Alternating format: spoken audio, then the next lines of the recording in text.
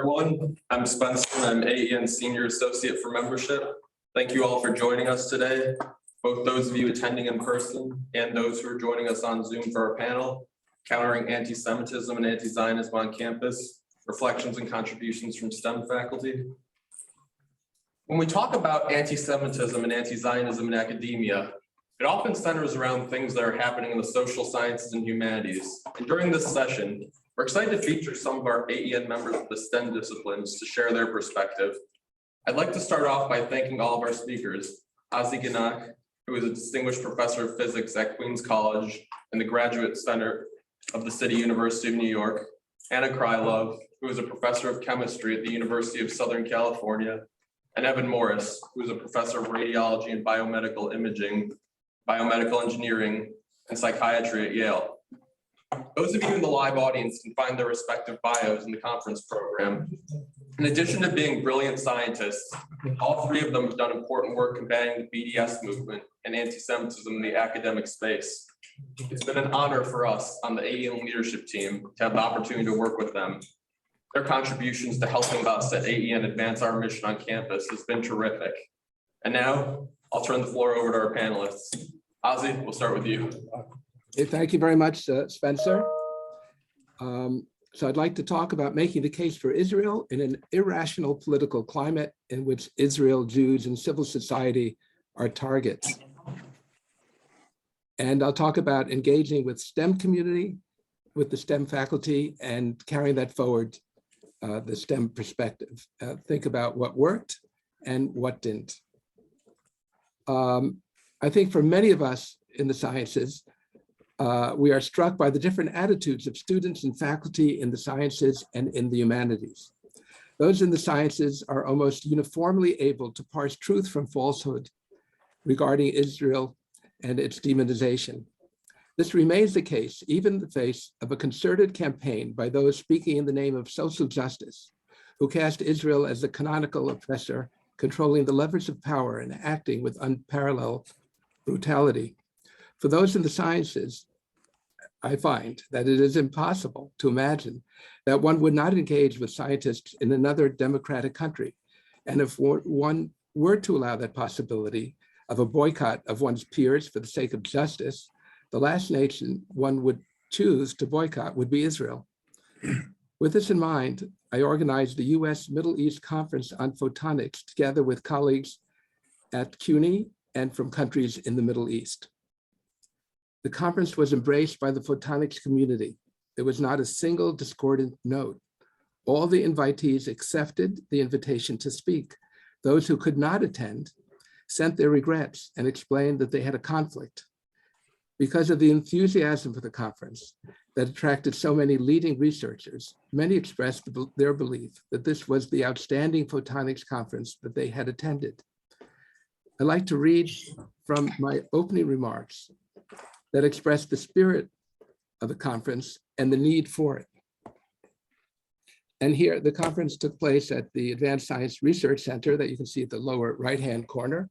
And the co-chair was Andrea Alou, who was beginning his tenure as the first director of the photonics thrust of the center. So fundamentally, this conference is an opportunity to recognize the importance of the Middle East as a source for leading researchers in photonics in the US and around the world.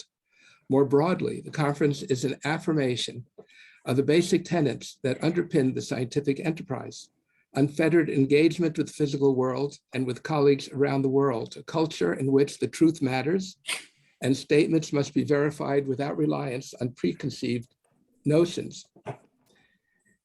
In his book, The Two Cultures and the Scientific Revolution, published in 1959 by C.P. Snow, bemoans the gulf of mutual incomprehension in intellectual society between those in the physical sciences and literary intellectuals. He notes, I'm sorry.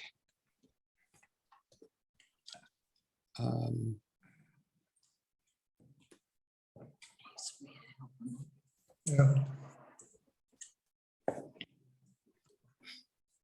He notes that scientists were suspicious of literary intellectuals because just 2 decades earlier, many of them had supported or were indifferent to the rise of authoritarian regimes.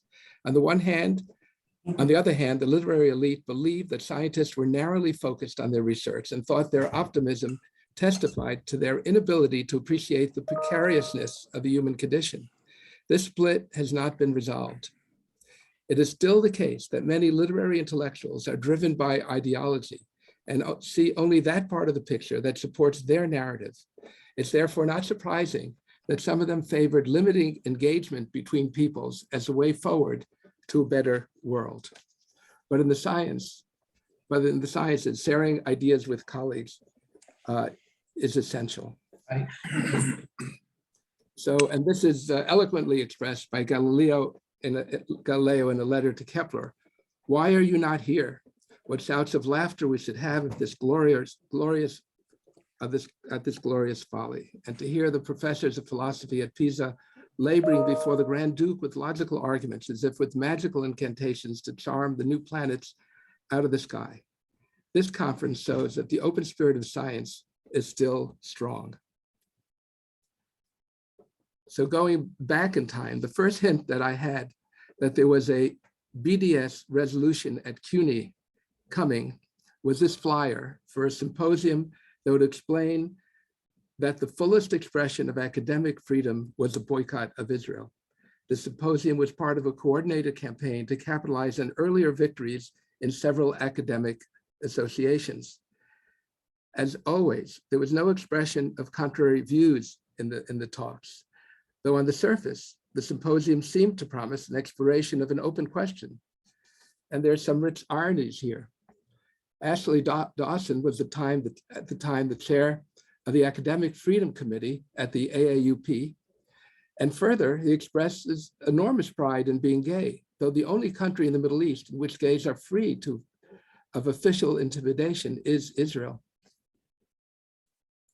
The next event came soon afterwards.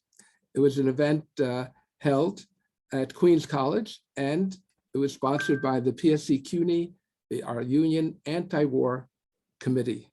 With such an Orwellian name, there could be little doubt that the symposium would be all in for continual war. But as the symposium progressed, many in attendance became restless as they were treated to a one-side denunciation of Israel and only Israel, and expressed their outrage in the question period. And in fact, this was the last public event by BDS forces at Queens College. Having an open discussion is something BDS forces scrupulously avoid. A year ago, the PSC CUNY faculty union passed a resolution condemning Israel for protecting itself in the Gaza war and called for discussions at the chapter level to call for BDS. But aside from a few exceptions, these discussions have not gone forward, partly because many of the union have gained some understanding that this is a divisive issue that undercuts the effectiveness of the union, and partly because they don't want to give supporters of Israel a voice. One school that did go further was the College of Staten Island. The pro-BDS side asked Columbia's Rashid Khalidi to speak. He said he would only speak on the condition that the opposite side would not share a platform with him. So we in the CUNY Alliance for Inclusion asked Carrie Nelson to speak, and he gave a compelling, nuanced talk about the complexities of the issues. Going back now to 2014, when I first saw that announcement of the symposium on BDS, I organized a symposium to affirm Israel's place in the Middle East. Though we had excellent speakers, it was a good thing that my wife and I cajoled some friends to come because very few people came otherwise. And all the attendees were opposed to BDS.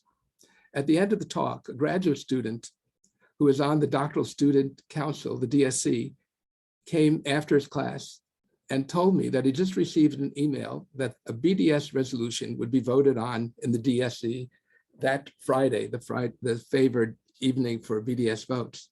He felt the announcement was made on such short notice in response to the symposium we had held. He said that he and his family had emigrated to Israel from Venezuela, because of the intense anti-Semitism they experienced. But he had never seen anything like what he felt at CUNY. The BDS vote was in the end pushed off because people objected to this short notice, and a long battle ensued.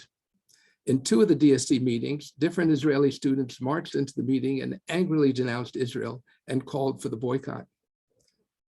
I didn't get a chance to speak at the meetings because students felt I would be perceived as pro-Israel. Eric Alterman, a distinguished professor of journalism and English who writes a column in The Nation, spoke against BDS. He gave a nuanced talk and argued that even though the BDS resolution was formulated against Israeli institutions, its effect would be felt by individual faculty members who were precisely those left-leaning Israelis who are trying to change Israel from the inside. This seemed to me to cede the human rights initiative to the supporters of BDS, but it did not seem at the moment to move the needle one way or the other.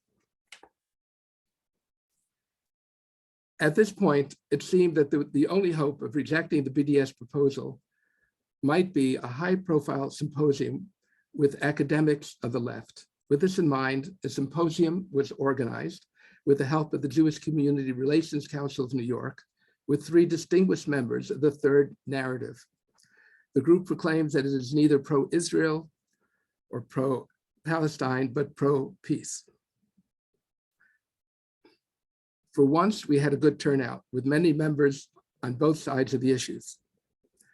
In the course of the symposium, there was nothing positive said about Israel and nothing negative about the Palestinians. A purely formal defense of academic freedom and of Israel was offered, together with the trashing of Israelis' leaders. Netanyahu was called a thug. By the end of the meeting, there was jubilation and despair in the room. BDS knew that they had won. After this, we wrote a petition, and I thank Ken Walter for helping me get it down to 4 pages, from 4 pages to 1. And there was a strong, it was a strong statement, and a quarter of the distinguished professors at CUNY signed.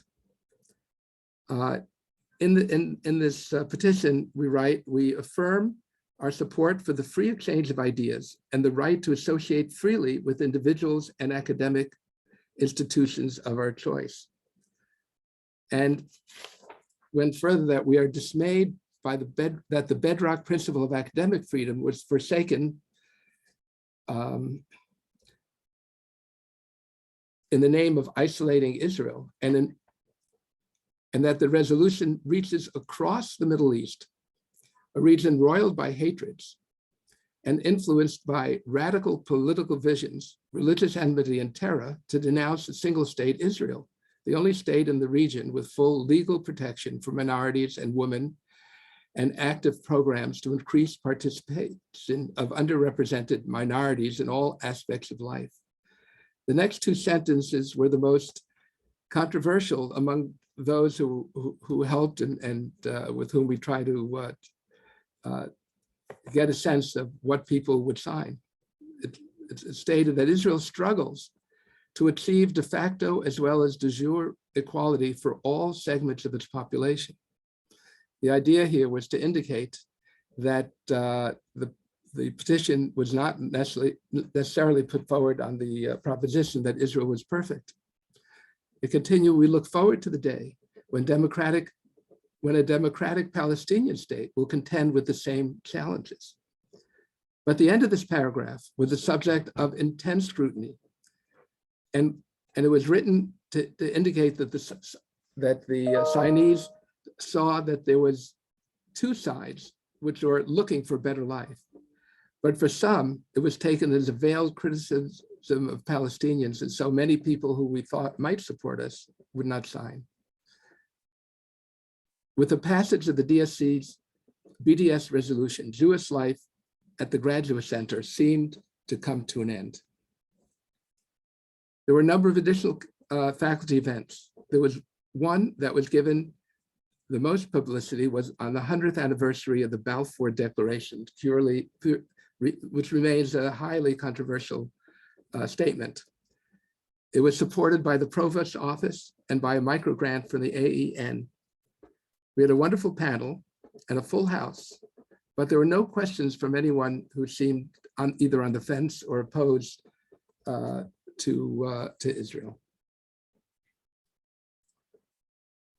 In the last year, there appeared a CUNY community statement of solidarity with the Palestinian people. It was just a year ago.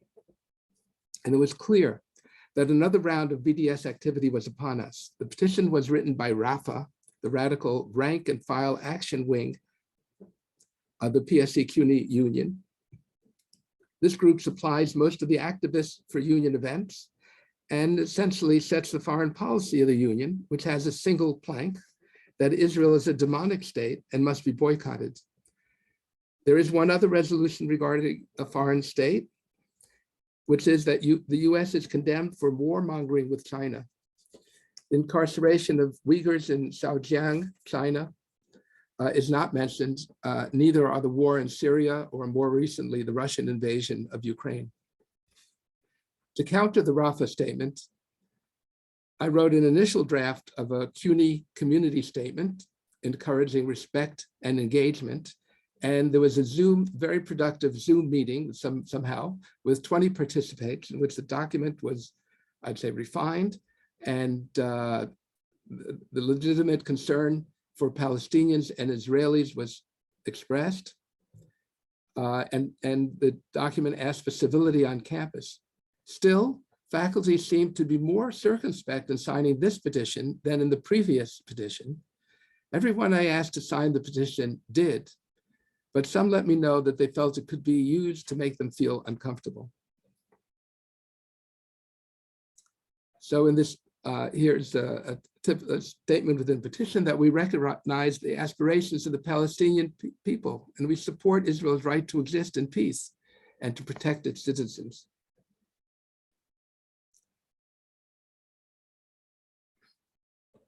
Shortly after this first salvo, there was a resolution, a suddenly called meeting of the union, and there was a resolution in support of the Palestinian people. And it was resolved that the PSC CUNY condemns the massacre of Palestinians by the Israeli state. There's no mention of Hamas that fired thousands of rockets at Israel.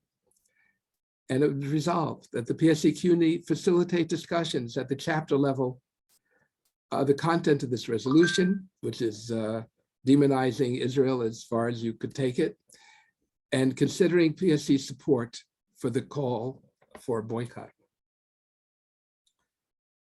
Two groups emerged at the time to combat the resolution. One group is the CUNY Alliance for Inclusion, and this group responds to particular outrages at CUNY with resolutions and letters to administrators and students. It has developed a website, and here's the URL, making the case for Israel and opposing BDS with extensive collections of videos, articles, records of hostility, statements, and links to resources. It sponsors numerous symposia, which are announced to the entire faculty via email, and it supports effort within the Union Delegate Assembly to counter misinformation and hostility towards Israel. We believe our full potential will be realized in the next year with the aid of an AEN grant, which will support our efforts on social media and allow us to more effectively connect with students and work with the administration and DEI officers. The second group that was formed to counter this union resolution was formed for a single purpose. It facilitates the resignation from the union, and it's already had approximately 250 resignations, which translates into a loss of union dues of somewhat more than $250,000. Some members of this group have also brought suit against the union for anti-Semitism. So what happens in Israel and around the nation affects the climate at CUNY. Here's one rather discouraging event, the that you know about that supported the BDS by the Harvard Crimson editorial board. And it's definitely a case of a cognitive experience that cognitive dissonance that we experienced. And in this regard, on about the same day, a colleague of ours, Ilya Bratman, who teaches English at John Jay and Brewer College, put up a call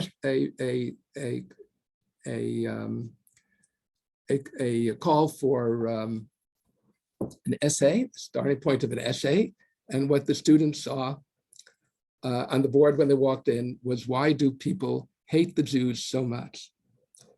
He has been doing this for 6 years and has collected these essays. In these essays, students do not respond, people hate the Jews so much because. They say, we hate the Jews so much because. So there's something quite below the surface, which does resolve the cognitive dissonance, but is not necessarily so comforting. On our website, we do get a chance to counter slurs against Israel. And here's an article, a picture from the article by Dara Horn, showing what we call the Wailing Wall of the Holy Temple of Jew Hatred that was opposite the editorial office at the Crimson that so inspired the editors there. We have our own problems to contend with beyond the union at CUNY. And here's a claim, I don't know if it's exactly true, that the law school at the City University, the faculty unanimously endorsed the student government call for BDS. So where do things stand in the literary intellectual culture? Half of this divide laid out by C.P. Snow.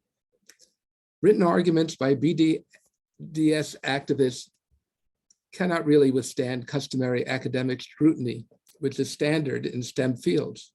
They therefore function in an echo chamber where opposing views are driven out, and they never enter into dialogue about Israel. Anti-Zionists virtually never show up to hear a differing view. Judgments are made on passion of protagonists, not by facts. That's why that apartheid wall was so compelling to the editors at the Crimson. BDS supporters have an advantage. They make their case in a culture produced by 2,000 years of intense anti-Judaism, as David Nierenberg would have it, in which the prize for virtue goes to those who most vehemently demonize Jews, and which standing against grasping Jewish interlopers was and remains the tool used to gather support for new religions, ideologies, and national movements. Antipathy towards Israel provides purpose and purifies BDS supporters and is a source of global solidarity. So what we need, looking at STEM, we need to hold the line with STEM, and I believe it has indeed held. We need to forcefully present the voice of reason within the broader culture to win over those outside STEM and in the political center. We need to know Jewish history so that people are equipped to fight against the debasement and politicization of this history in ethnic studies programs, on college campuses, and in the media. We need to connect pro-Israel students and faculty. The students need to know that there's faculty that cares about them and that will empower them.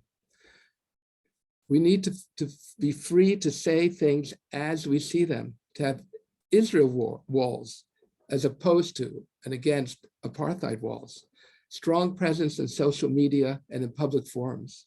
We need commitment and courage. Liberal democracy hangs in the balance. So thanks to the fearless students at the CUNY Graduate Center. I thought I would give a list of names here, but many of them are in the job market and preferred not to be listed. And also, we have untenured faculty at the CUNY Alliance for Inclusion who just do an amazing job. And thanks to Miriam Ellman, Ken Waltzer, and Mark Udoff of the AEN, who've been there for us and have made a difference at CUNY. And thank you all for listening.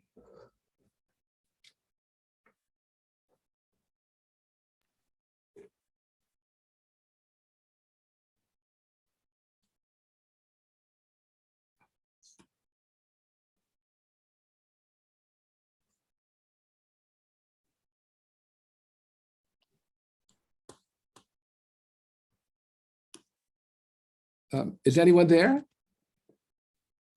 Yeah, Ozzy, once you stop once you hit end screen share, Professor Krylov can start her presentation. Oh, we see. Okay, cool. All right, okay, so I guess I will start. I do not have any slides, so I just prepared some notes some remarks to share. And I decided to share some thoughts about the roots of present day anti-Semitism. And I will do that through the lens of my personal story. So my background is that I was born in Ukraine, and at that time it was part of the USSR, and I'm not Jewish. So when I was growing up, I didn't think much about anti-Semitism. I knew that Jews exist, but I didn't think there is any special about them. And in our school, kids of different ethnic backgrounds, or simply kids that looked differently, were teased and bullied sometimes. I myself got more than a fair share of bullying by being an openly nerd girl, and so seeing occasional instances of Jewish kids being teased didn't look special to me. So my first serious encounter with anti-Semitism happened when I came to Moscow State University as an undergraduate student. It was around 1984. So after I was admitted to the chemistry department to study chemistry, I enrolled in a special program with advanced math and physics curriculum. Oops, sorry. So this program was advertised something like a special curriculum for theoretically oriented chemists. And I ended up in this program more or less on a dare. I didn't know what it means, but a friend of mine told me that it's very advanced and it's very hard and it's not appropriate for girls because it has too much mathematics. And that was enough for me to sign up. So when I came on the first day of classes, I met about 30 other kids who were enrolled in this program, and we were all extremely, enthusiastic as puppies, meeting our comrades for the next 5 years and sharing stories. So, and the big surprise that I experienced at this first day was to realize that most kids were Jewish. And the way I found it, because as we were sharing our stories, I was telling, for example, how happy I was to be finally at chemistry department and how I cannot wait to join the chemistry lab to do experiments.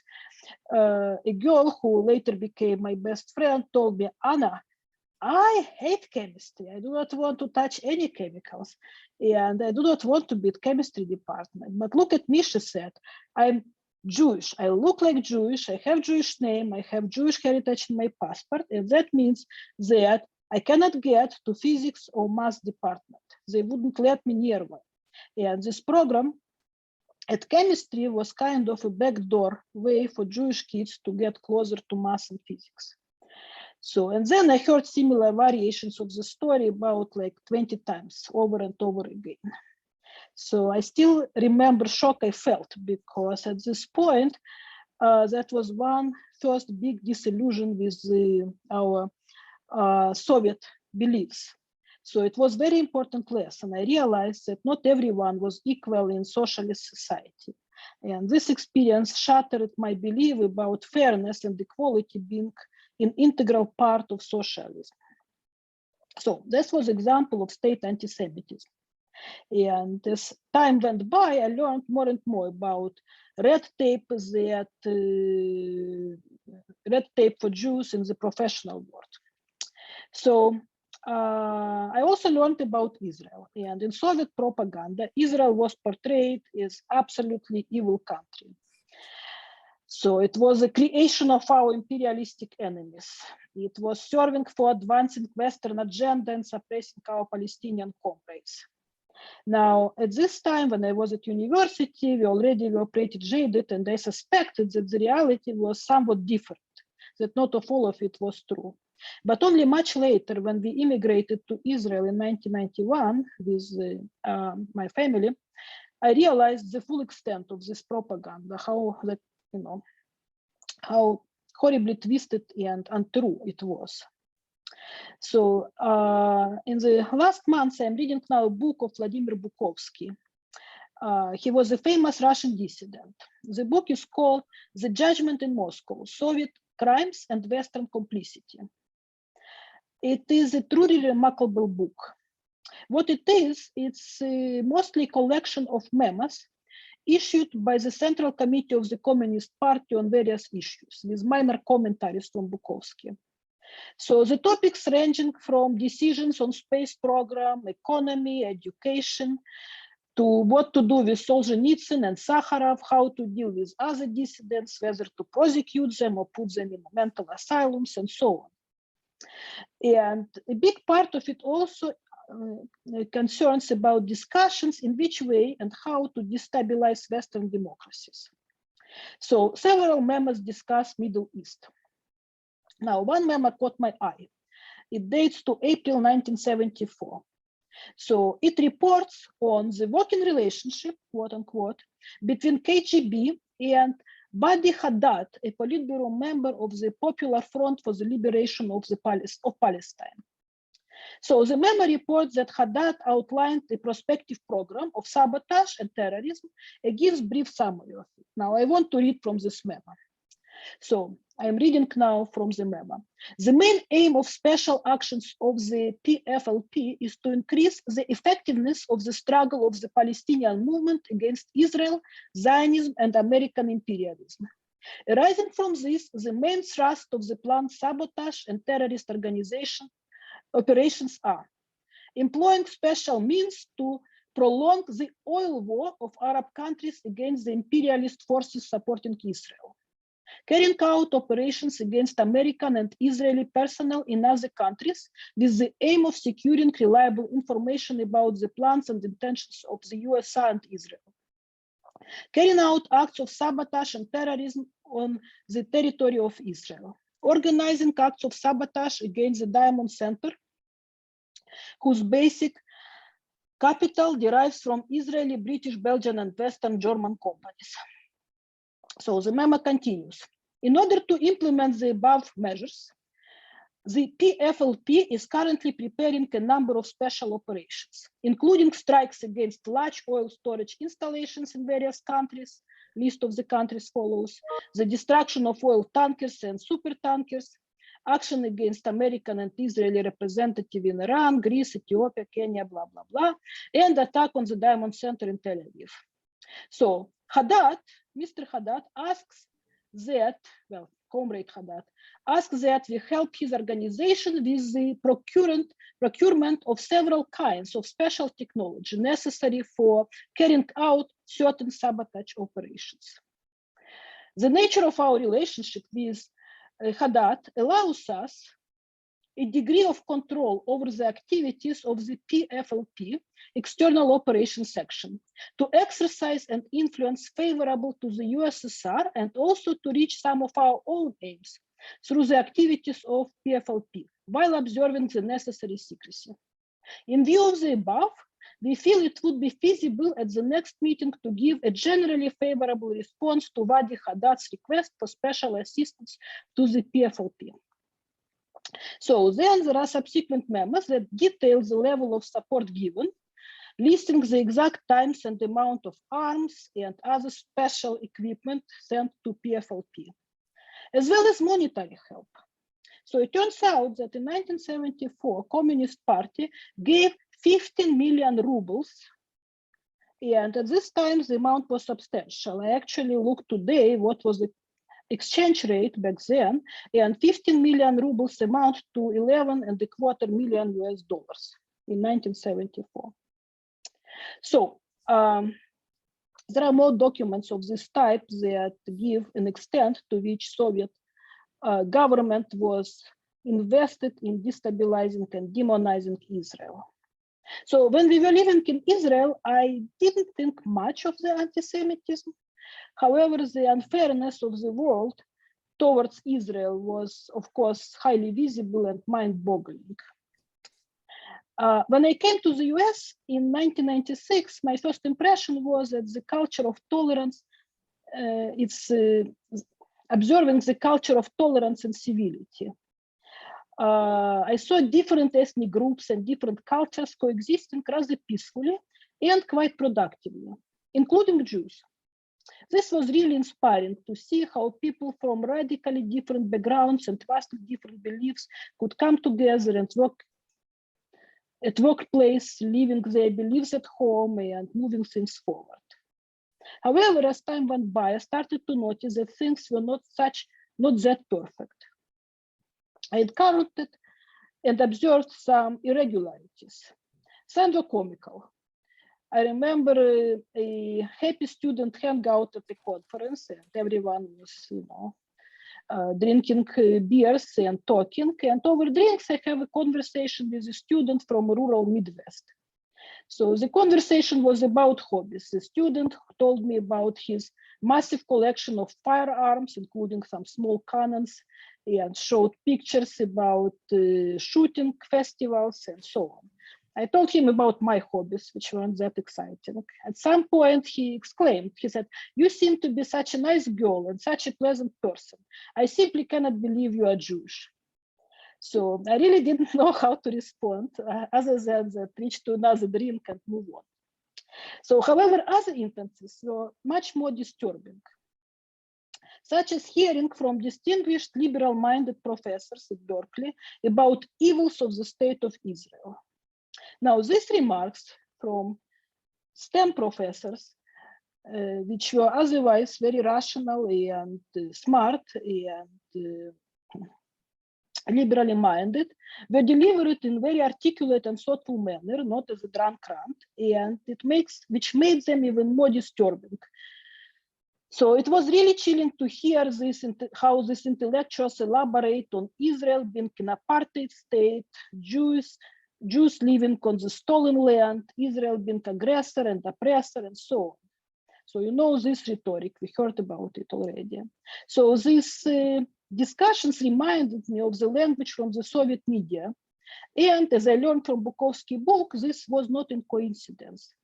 The Communist Party invested plenty into this propaganda in the West, and Israel was one of its hit targets. So we are in 2022 now. The Soviet Union is no longer on the map. However, the ideology it sought has taken roots and has grown. So what we see now, how old-fashioned Marxism-Leninism ideas were lightly dusted over and repackaged using modern language of postmodernism and critical theories. This new ideology, critical social justice, or called wokeism colloquially, is taking over our institutions. And an integral part of this ideology is anti-Semitism and anti-Zionism. The climate changed quite considerably since 1996 in my eyes. So there is plenty of statistics documenting the sharp rise of anti-Semitism in USA, and the Academic Engagement Network and other organizations are doing excellent job of documenting it. We had several incidents recently at USC in which I was involved trying to fight them. One such incident involved a student, Rose Rich. She was bullied incessantly and viciously, so she had resigned from her post of the president of the student government. Why? Because she openly identified as Zionist, as a supporter of State of Israel. The perpetrators are known, and they weren't punished. The student newspaper published several articles explaining at length how bullying Rose was not anti-Semitism. Our president issued a good statement condemning this identity-based bullying. This caused a reaction from student groups who condemned the statement by the president, and from MESA, which sent a nasty letter to our president explaining why she should not rebuke anti-Zionist attacks. Last year, a USC student, another student, obviously, a USC student posted all over social media statements and tweets such as, "I want to kill every expletive Zionist. Death to Israel and its expletive, the US," and so on. Ironically, this student was an ambassador for diversity, equity, and inclusion for School of Engineering. What is conspicuous in these cases is that our massive DI apparatus, as well as our harassment offices, Title IX and Title VI, our Dean of Religious Line, and so on, remained silent.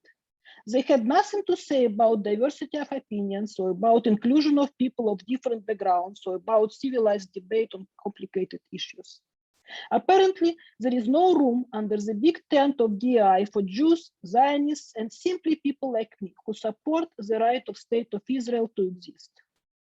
So, the question is, what is this? Aberration? Is it a bug or a feature, as we say in computer sciences? I argue that this is a systematic feature of these bureaucracies, as they are fueled by the specific ideology, wokeism. This connection has been pointed by many, including, for example, Barry Weiss, who wrote about it. From the STEM community, Ilya Revyakin recently wrote an excellent article documenting this connection. You can find it on the Heterodox STEM Substack.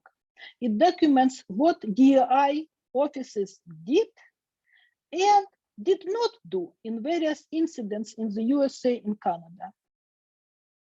When they get involved and when they didn't get involved. I want to quote just a few examples illustrating this point. Stanford. 2 Jewish mental health counselors have experienced severe and persistent anti-Jewish harassment in Stanford University Counseling and Psychological Services Diversity, Equity, and Inclusion Program. So these 2 people filed a legal complaint with the Equal Employment Opportunity Commission. In quotations, according to the complaint, the KAPSDI program has promulgated vicious notions of Jewish power, conspiracy, and control, relying on radical and ethnic stereotyping and scapegoating by describing all Jews as white or white passing and therefore complicit with anti-Black races. Now, mind that was done by the program for diversity, equity, and inclusion. Example 2. On the other hand, University of California, Merced sticks by professor behind anti-Semitic Israel Twitter account. The name of professor is Abbas Ghassemi. So he tweets things like that.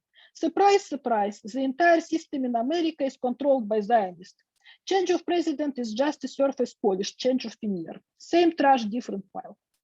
So Abbas Ghassemi was not just some rock professor. He is actually a PI, principal investigator, on the DI grant at UC Merced, called UC Merced Receives Collaborative Grant to Improve Equity in STEM Education. Example number 3. There are, of course, exceptions. Not all DI officers are anti-Semitic. For example, April Powers, in her role of the first Chief Equity and Inclusion Officer at the Society of Children Book Writers and Editors, spoke eloquently against anti-Semitism and condemned Jew hatred. Guess what happened? She was attacked on social media and forced to resign from her post.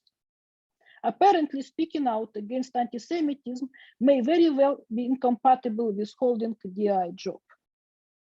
So to conclude, I want to emphasize that the rise of anti-Semitism is not a freak accident. It results from the rise of the woke ideology. On campuses, the DI apparatchiks are the bearers of this ideology. And it's important to recognize, and it's important to fight back. Thank you.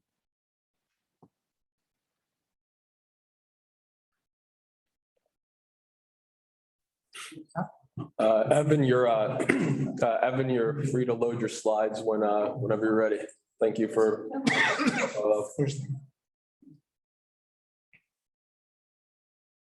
Okay, I'll unmute myself and I'll open up.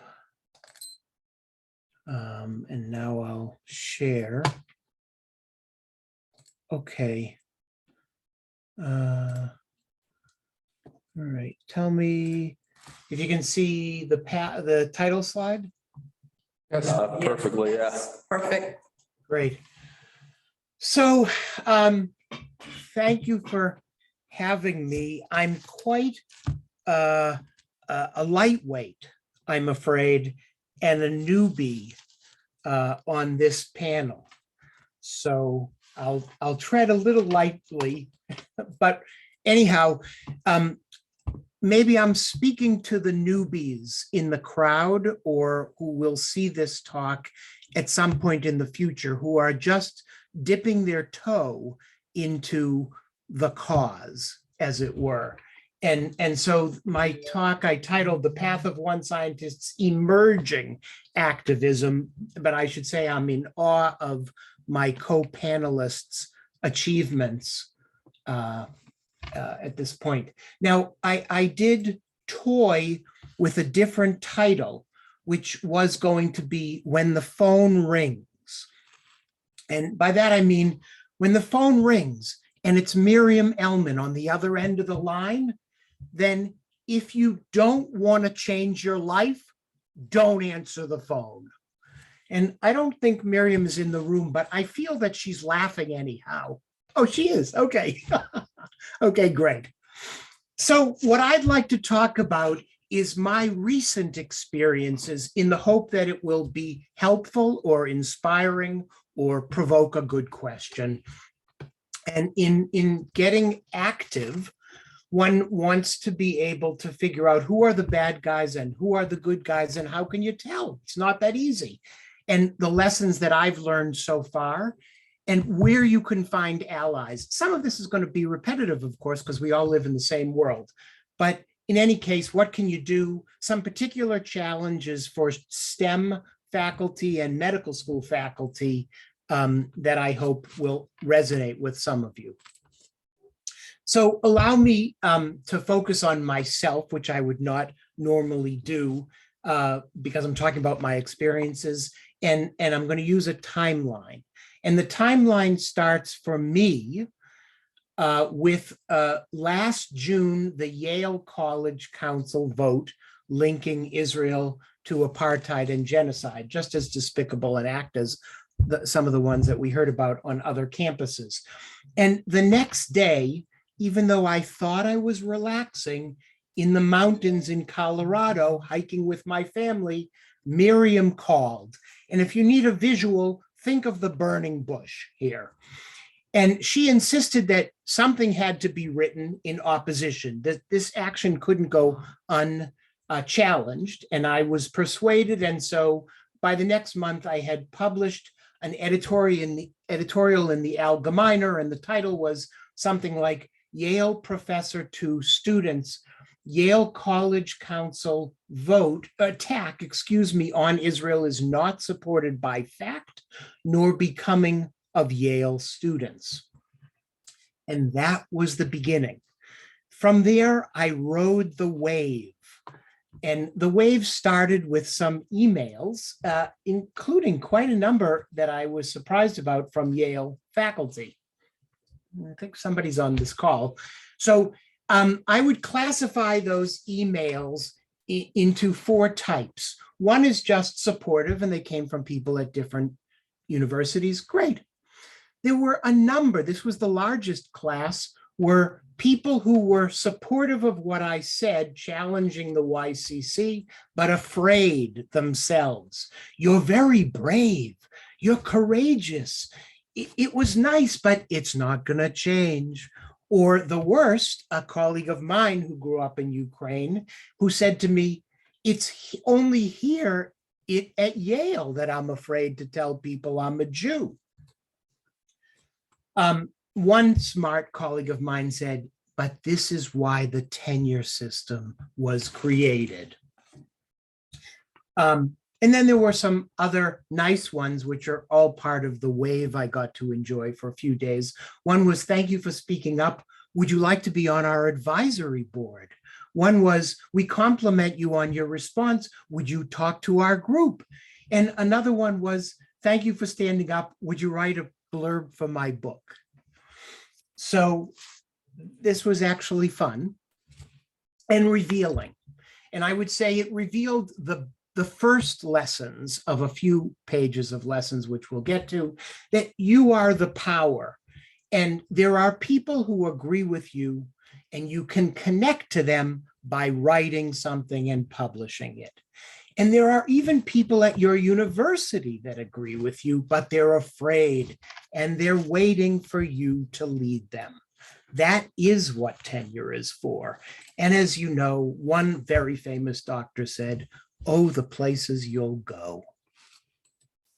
So DEI, as we've heard already, and I am quite sympathetic to the statements that have been made so far. And of course, I am very suspicious.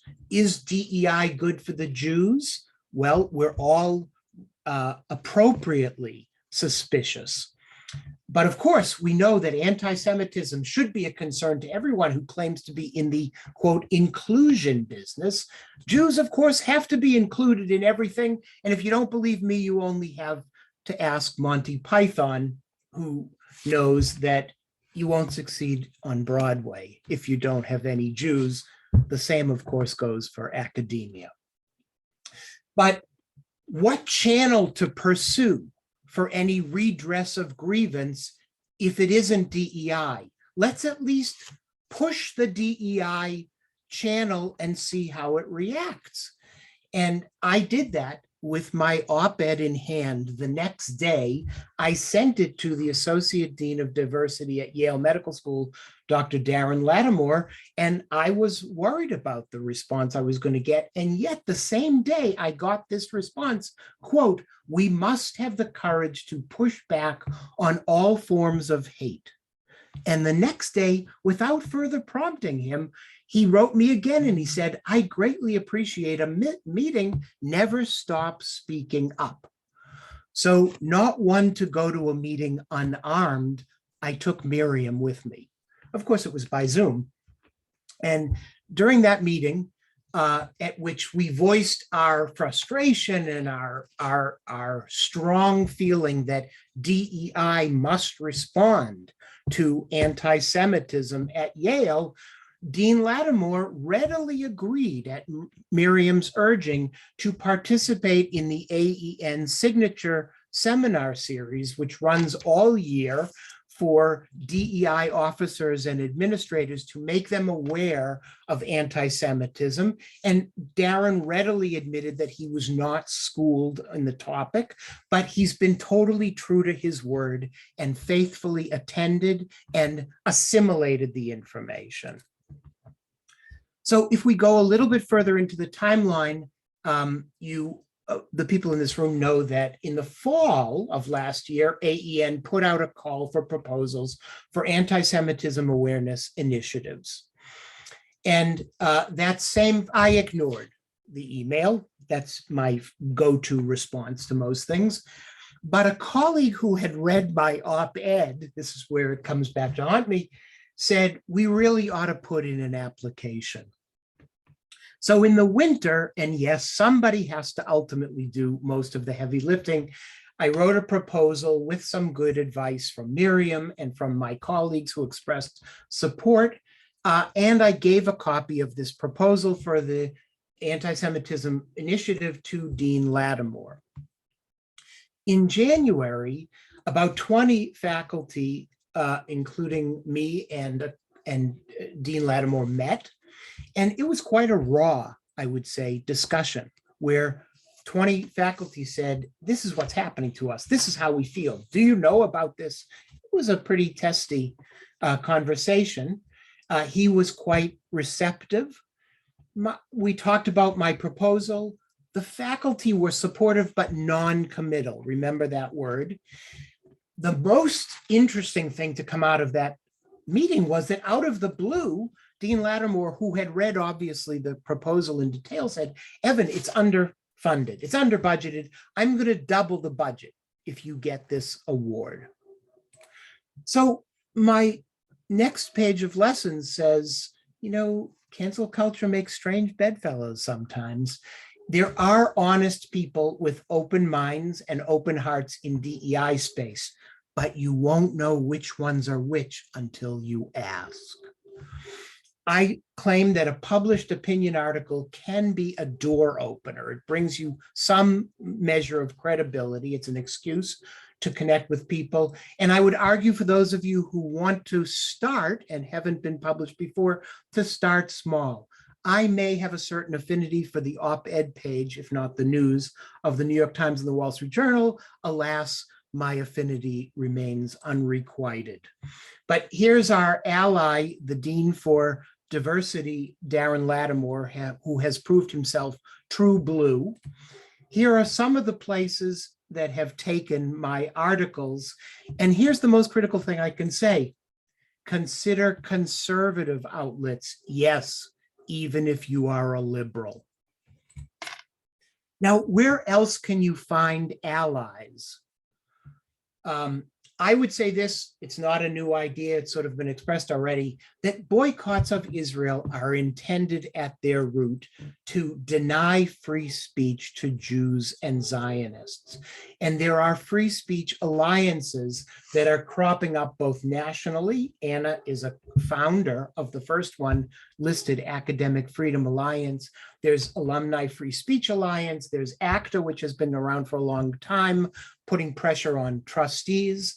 And there are individual groups at individual campuses, mostly composed of alumni who are reacting to some event that ticked them off, curtailing someone's free speech, like Dorian Abbott at MIT, which ticked me off.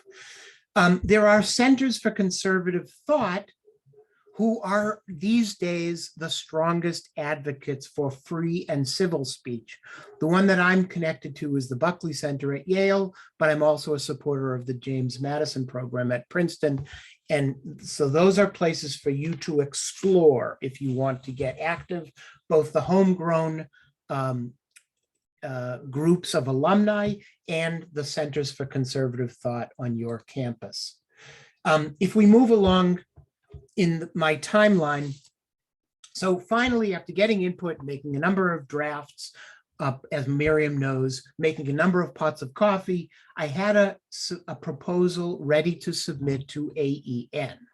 Now, I should say, for those of you who are scientists, the amount that we're talking about is quite small compared to NIH grants. That is not to throw shade on Miriam.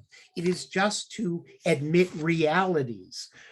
This is 20 to 80 times less than the size of the grants that I need, but it's about the same amount of paperwork. And a lot of that paperwork has to be borne equally by the PI and the staff in the department that submits it, which means that I actually had to ask permission of my department to use staff resources to submit this grant, which is 1/80th of the size of the grant I would normally submit. Luckily, my department chair agreed, and I think it was in part because I made a certain pitch. My argument was, look, the grant will demonstrate our department and our school's commitment to inclusion. And I was very careful not to say anything about the D or the E words because I just not sure how I feel about it. So the proposal was submitted in March. It was reviewed by reviewers and it was awarded to Yale with me as the PI. And that should be great news in the end. And I should be able to give back the balance of my time, right? But alas, no. Yale said no. How can that be? Well, AEN stipulated that the budget could not include money for faculty salaries. Totally reasonable, small amount of money. It's got to go a far way, right? Alas, Yale School of Medicine says we will accept no grant without salary coverage for a PI. So we were at a Mexican-Jewish standoff here. Luckily, I had to go, we were really at loggerheads, and the radiology department chair agreed to something which normally strikes fear in the hearts of any department chair. It's called cost sharing. And it means that he's going to pay me out of clinical departmental funds for me to do something else. Luckily, he did. At that point, Yale fell in line and said, okay, fine.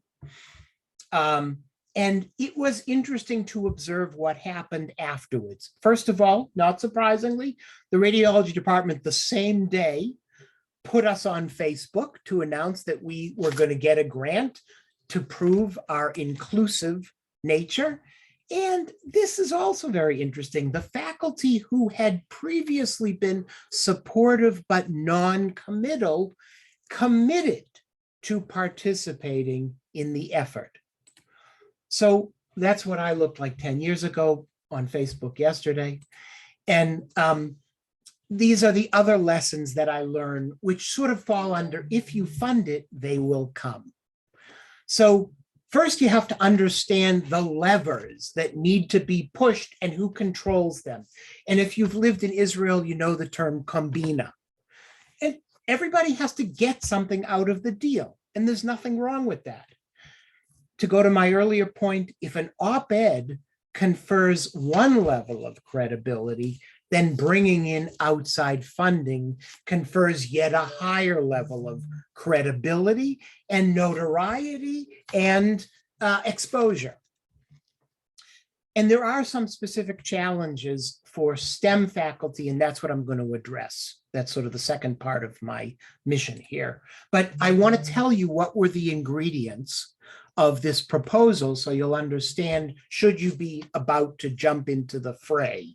And so, of course, I bought my copy of the 4-ingredient cookbook, and it was equal parts, equal measures, a university-wide symposium, which I'm now thinking of calling Understanding Anti-Semitism, a fellowship program for some Yale students and some outside Yale students. The most important part probably is a forum for the Zionist faculty and their allies to gather and from whence to derive some support in the face of growing anti-Semitism. And the final element, the final ingredient, which is probably the spiciest, and I'm not sure how it will work out, if it's just aspirational perhaps, is a dialogue. Some way of fomenting dialogue between the Zionists and other groups. We'll see, talk to me in a year or two. But to get to the STEM issue, let's be truthful, and of course at Yale that's only appropriate, with ourselves, with our funding agencies, and with our philanthropists. One size may not fit all when seeking to bring in faculty from different walks of academia to the cause, because we all work under different pressures and different constraints. And these are the honest constraints under which I work as a faculty member at a medical school. I don't get paid for teaching. Yes, I teach. I don't get paid for teaching. I don't even get paid really by my university.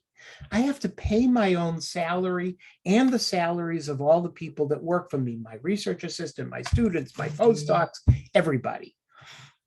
That's the nature of being on 100% soft money. And that means my job is to bring in millions of dollars each year to keep everybody going and do better than just keep everybody going to be successful. The use of my federal grant money is highly regulated and highly constrained. I can't use it for other purposes. So the pressure is unrelenting. I'm just talking for myself, but I think it might apply to other people in the room. And we have to also admit when we talk to funders and philanthropists and think about the best way to get more people from STEM involved is that there's an opportunity cost to me to spend weeks and months writing a proposal that nets me no salary support. And there's a longer term opportunity cost for me to spend more and more time administering and directing an effort that nets me no publishable data. I'm sorry, it's just the truth. Let's talk about it openly. So the partial solution is to consult the 5-ingredient cookbook instead of the 4-ingredient cookbook. And I didn't I failed to tell you before that Miriam's good idea was to include a graduate student organizer or organizers in our proposal, budget for it. I'm looking for one or two now, and I'm hoping that that will lessen the time burden on me and also increase the enjoyment factor if it becomes a mentoring relationship, which I enjoy. And the final ingredient going forward, I think, to make these things more successful is to recognize that those of us in the sciences, in research institutions on soft money need salary support. It's just the way it goes. And we were almost, we almost failed. There was a conflict between the stipulations, the conditions of the grant, and the prohibition on the prohibition against salary support made by the School of Medicine. That was almost a fatal conflict. So going forward, even pilot grants, we know they're a little bit of money. There has to be a way around this issue. It's between a rock and a hard place for me. So here are my final thoughts. If you're a faculty member who is just ready to become more active, understand you're not alone. Your colleagues support Israel, but they may feel threatened and they're afraid to speak up. And you may need to lead them out of their isolation and their inaction. And one way you can find them is through a published, well-edited, I'm not talking about a tweet here, I'm talking about an article which can be distributed and help you connect to other faculty, to organizations, to communities, and to energize them. And so I would change my title to "When the Phone Rings, Pick It Up and Change Your Life." So I would say thank you very much, has been expressed before to. I'll take you anywhere. I'll take you anywhere. Well, am I still on? Yes. Okay, Yeah, I think Miriam, thank you. Naomi, thank you. Darren Lattimore, who has proved himself an ally, thank you. My Yale colleagues who prompted me and who stepped now forward to be counted.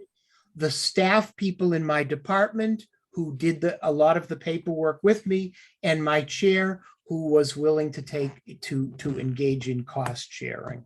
All right, and I'm happy to take questions if we have time or respond to emails, and of course, give the floor back to my distinguished panelists, co-panelists. Thank you all so much for speaking. For those who are in the live audience here, you'll see microphones in front of you. If you just talk into them, when you can just raise your hand, and then we have a question, I'll just point to you and then you can just talk right into the microphone, and then you're Sure, it's okay for all of them to stay like another 10, 15 minutes, another 10, 15 minutes. you guys all have 10 or 15 minutes to stay? Sure. Perfect. Yeah, question. Are there other groups at Yale that have followed your lead in what you've done in the School of Medicine? And also have organizations like the Hillel at Yale and student groups been good allies for you in terms of helping put together and implement the grant? Well, I can tell you, interestingly, that I met some students called the Yale Friends of Israel who are ahead of me and us, and had already run some very nice programs, were quite sophisticated in their understanding of the issues. And I'm still hopeful. I did write in the Hillel as a participant of a sort in the proposal, and I'm going to meet with them next week, and I'm hoping that we'll find some commonality, and I'm going to be able to use them perhaps to help me run the fellowship program for students. That's where we are right now, I would say. Great. Good luck. Thank you. Evan, I think Steve Gerzoff in the audience had a question. So Steve, if you could unmute yourself, you're welcome to speak. Yeah, can you hear me now? Yep. Hear you. Yes. Sort of a question, and I'm a little unusual. I'm a retired professor of radiology at Tufts. I was a visiting professor at Yale back in the 70s, introducing percutaneous drainage of abscesses, and unfortunately, I might be able to use this position to help you. Unfortunately, my computer cut out just before you were starting to speak, and I didn't know what the issue was, but I was going to suggest that if you put together a colloquium for Yale, do it in such a way that it becomes easily portable, and other lesser institutions like Harvard or Stanford might want to camp on and do that themselves. Yeah, I'm not sure. So I'm open to all sorts of collaborations. And I think all of us who have been given these pilot grants from AEN think of them as tests, test vehicles for what could proliferate and what could succeed. This is slightly a different, well, they're radiologists. So one thing I'm going to do, because not only has the Dean for Diversity been helpful and enthusiastic, there is actually a committee for diversity, and apparently there are 10 people on it in my department, clinicians as well as scientists. And I'm going to go talk to them, and they've asked, what can they do? And Naomi Greenspan and I have been strategizing, well, maybe we could use them as a test case for a training or an awareness session or something. And if it succeeds with them, maybe it would succeed on a bigger level. So that's sort of Okay. all I just an can say idea. right now. Thank you so much. Can we just follow up with the other two speakers on the subject of allyships and support that you've received at CUNY, at USC? Have you felt that, or do you feel on an island? Maybe you can speak to that. Can you repeat the question? What is it that we have felt? The allyships. I mean, Dr. Morris was talking about sort of the, reaching out to the DEI and the support that he's gotten from Dean Lattimore and others. And listening to the experience at CUNY, you obviously had a very, very difficult problem you were confronting. I'm wondering, did you get support from outside the Jewish faculty, outside Jewish student groups, anything that you felt was helpful? And was DEI helpful at all in your case? And I'd really like about USC as well. Yeah, I can start and tell our experience at USC. So first of all, I'm glad to hear that there are some exceptions, and Dean Latimer is still not cancelled, so that's a good sign, I guess. But yeah, at USC, in these cases, I outlined two. There were more cases of anti-Semitism, and a number of faculty who were concerned about these cases, such as Rose Rich case and others. First, we were writing personal emails to the president and to the dean of students and dean of religious life, and I do not know whom else, but that didn't generate any response. Then at some point we get frustrated, and we actually ended up producing 3 open letters at UC, which you can find on internet that present our view on the issue. And these letters received some response from administration, but it wasn't very proactive, so to say. So our first letter about Rose Leach generated a response from the provost saying that yes, so they would establish a task force, and task force will consider what to do. And as Judea Pearl says, task force my savior.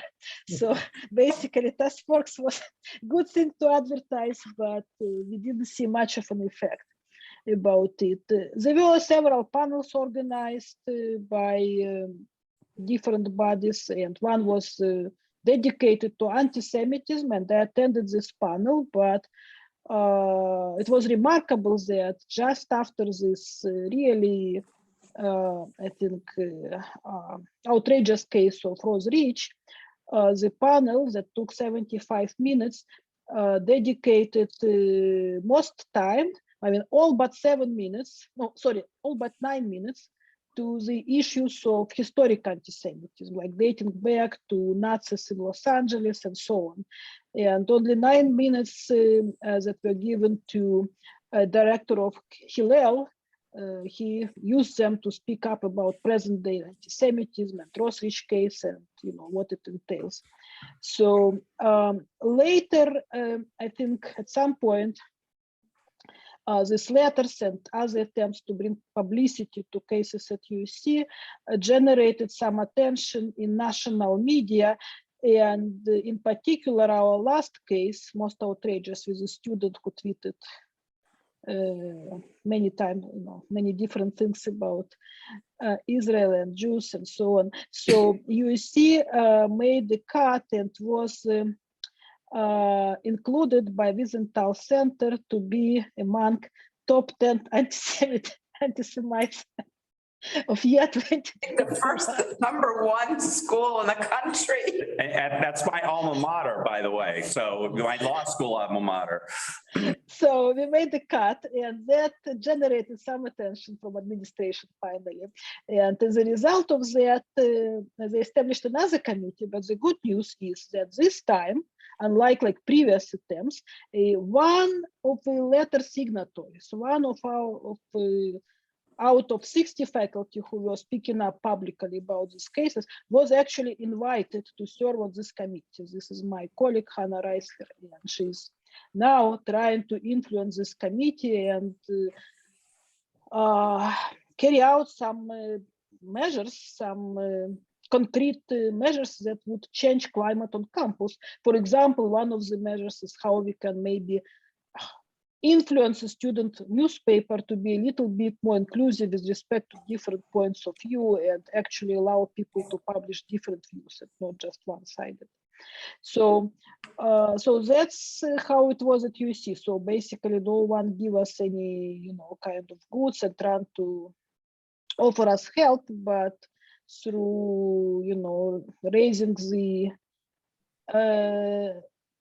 negative visibility, I think we made a convincing case to administration that they should do something. So that's our experience. Yeah, thank you. So I would say that we had similar experience, that we had, we have yet to get any response from the chancellor. And we are poised to begin speaking with DEI officers, but it's just at the very beginning. A lot of our focus has been on the union, but we hope with the AEN funding to really shift into connecting to DEI officers. Though the administration hasn't responded to us, our chancellor and about 8 college presidents traveled 2 weeks ago to Israel and apparently had a very fine trip and encountered an enormous amount of flack when they came back, but they've stood their ground, so we're watching. Any more? Okay, I think we have one more. Yeah, no, I was just going to say that for what Evan Morris was presenting, a couple of points at the end are very important for STEM faculty. And that is that this is all considered, like if you're a STEM faculty member at a research school, and I'm in a business school, this is all considered out of our domain. And if we write a piece, even if we publish it or get invited talks or something, we get 0 credit for it. In fact, it's viewed as a distraction and people, wonder why we're wasting our time on it and so forth, that we're not going to get any credit. Whereas if we were in the humanities or social sciences, people would say, okay, you can count that for something, but all of this is above and beyond, and even maybe negatively perceived just from a workload perspective, not even from even if people agree with you, say, why are you working on this? And so that's a challenge that people in the STEM area face, is just getting approval for time, even attend this conference. If the AEN didn't pay the travel costs, my department head wouldn't approve, using my travel budget to come for a conference on anti-Semitism. They'd be like, what does that have to do with anything that you're working on, Physics of anti-Semitism. Yeah, something like that. Statistics of anti-Semitism, yeah. So in the STEM area, that's a really important thing to point out, Yeah. how it's viewed by, our units at the university. And Can I just say something quickly? If I could, just to respond to that, well, you're responding to me, just to say that whenever I now describe what I'm doing, I couch it in the terms of my contribution to the inclusivity of the whole university and the campus. And I leave it at that. yeah, well, that's an up and coming thing in terms of importance. So for example, at my university, probably many others, we have now the opportunity to have a DEI statement, promotion and tenure package. And if we could, in the AEN, could help with developing some sort of appropriate, acceptable description of how this fits, This would that people could. coming here to fit would Now fit. I finally might have something Yes. put in my DEI statement. Yes. We're all a little bit lost in terms of what would qualify if it doesn't deal with racial equity, for example. That would be a winner on my campus. But how do we fit this in? That would be really good to get guidance on that. It'd be very helpful to a lot of people. Right. Excellent.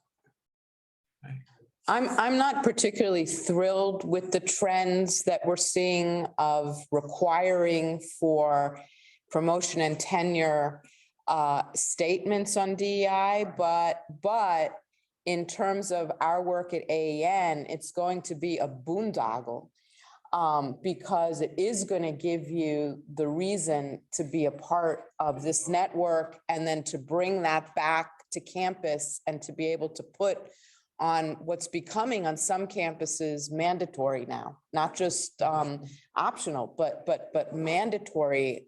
I know at University of Illinois Urbana-Champaign, it's now mandatory to have a statement, and so that's a wave. But I think I'm not saying I'm supporting it. I'm saying we can strategically use that. And I learned that from working with Evan in particular on this grant, how important it was for offices on the university to be able to say, this counts for us in the diversity, equity, inclusion commitment, that we can tick off a check mark on the box by supporting an anti-Semitism awareness initiative. So we are, thank you for raising that, because I think we are going to want to think about how we can support. And I just want to say, because I know our time is up, that I can't tell you, Evan and Anna and Ozzy, how appreciative we are of the time you've taken on each of your campuses to support the students, to support the faculty, junior faculty, contingent faculty who are afraid to speak out, and you took the time to do that. I'm so glad you ended, Evan, by saying that take the call, please take Miriam Ellman's telephone calls, even when you're on vacation.